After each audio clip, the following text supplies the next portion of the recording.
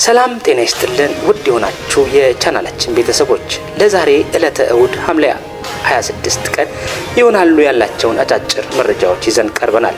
መረጃዎቻችንን ሰብስክራይብ በማድረግ አብራችሁን ሁኑ እንላለን። በረከት አርጋው ነኝ።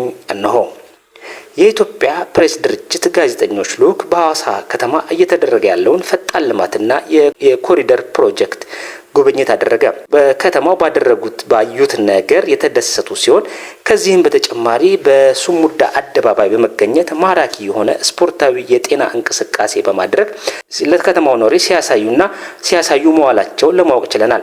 በዛሬው ዕለትም እሁድ አመሻሹን በሐዋሳ ዙሪያ በተለያዩ ቦታዎች ሲጎበኙ አምሽተዋል። በሀገራዊ ምክክር መድረኩ ላይ የኢትዮጵያ አትሌቲክስ ፌዴሬሽን ማህበርን በመወከል የተሳተፈው አትሌት በላይነ ዲንሳሞ በሀገራዊ ምክክር መድረኩ ባየው ነገር መደሰቱን ገለጸ።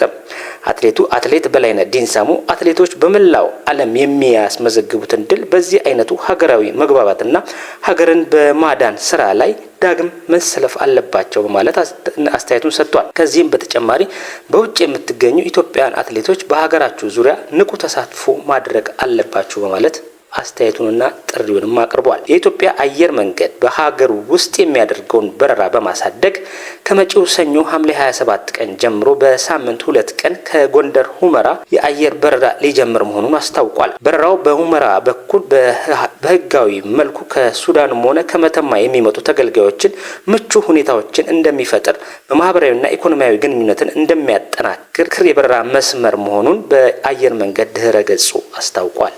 ሰላም።